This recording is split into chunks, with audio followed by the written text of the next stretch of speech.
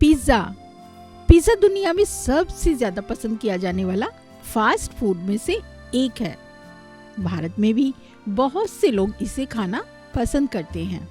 Pizza एक तरह से लग्जरियस लाइफस्टाइल की पहचान बन गया है, क्योंकि ज्यादातर पैसे वाले लोग ही इसे खाते हैं।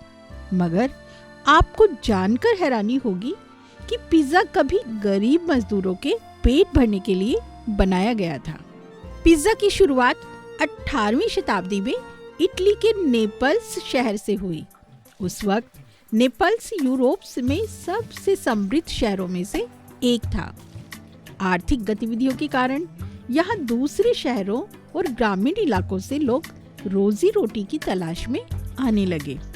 इसमें किसान, व्यापारी, मजदूर सभी लोग शामिल थे। उस समय इसकी आबादी 1700 में 2 लाख से बढ़कर सन 1748 में 3,99,000 हो गई। ऐसे में एक बड़ा वर्ग ऐसा भी शहरों में आ गया जिसके पास बहुत पैसा नहीं था।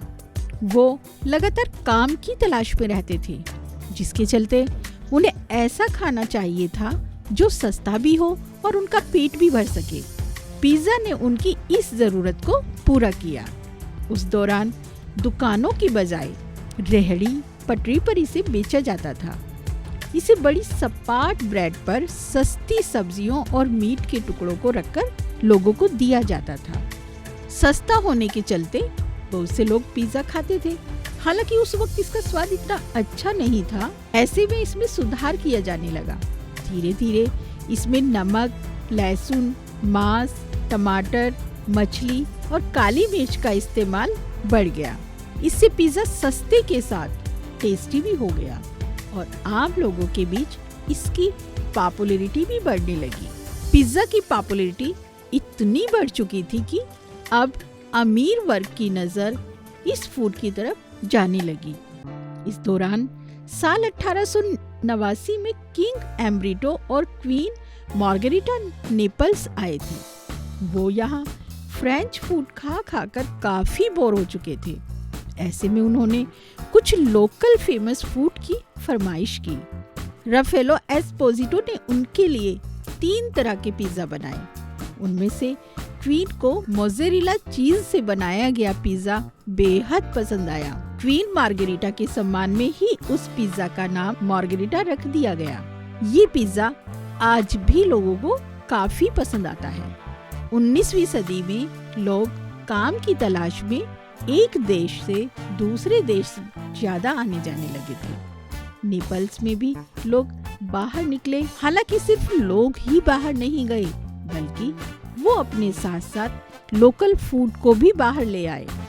उसमें पिज्जा भी शामिल था।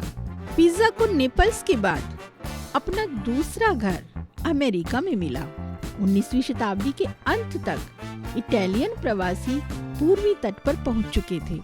साल 1905 में न्यूयॉर्क सिटी में पहला पिज्जा रेस्टोरेंट लोम्बार्डी शुरू हुआ। अब पिज्जा रेहड़ी पटरी से उठकर रेस्टोरेंट तक पहुंच चुका था। उसके टेस्ट और क्वालिटी में भी सुधार आ गया। देखते ही देखते पिज्जा पूरे अमेरिका में पॉपुलर हो गया। साथ ही इसके दाम भी बढ़ गए। लोग भी पिज्जा के लिए ऊंची कीमतें अदा करने लगे। इस तरह पिज्जा कभी गरीबों का पेट भरने के लिए बना था, जो उनसे दूर होकर अमीरों का फेवरेट फूड बन गया। भारत में पिज्जा 1980 के दशक में आया। हालांकि 1996 तक कुछ अमेरिकी फास्ट फूड चेन अपनी तरह का पिज्जा बेच रहे थे।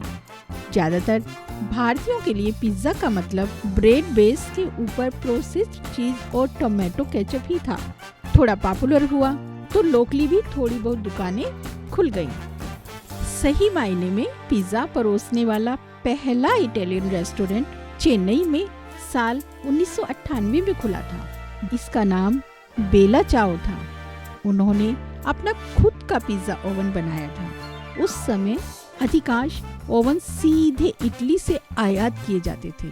वहीं पोंडिचेरी में कुछ इटालियंस ने आग की ईंटों, मिट्टी और कंक्रीट का उपयोग करके स्वदेशी लकड़ी से बने पिज्जा ओवन का निर्माण शुरू किया। 2000 दशक की शुरुआत में डोमिनोज और पिज़्ज़ा हट की बहुत सी फ्रेंचाइजी खुल गई। आज पूरे भारत में ही पिज़्ज़ा बनाने और उसे खाने वालों की कोई कमी नहीं है। इटली में जन्मा पिज़्ज़ा पूरी दुनिया में इतना फेमस हुआ कि 9 फरवरी को नेशनल पिज़्ज़ा डे के रूप में मनाया जाने लगा।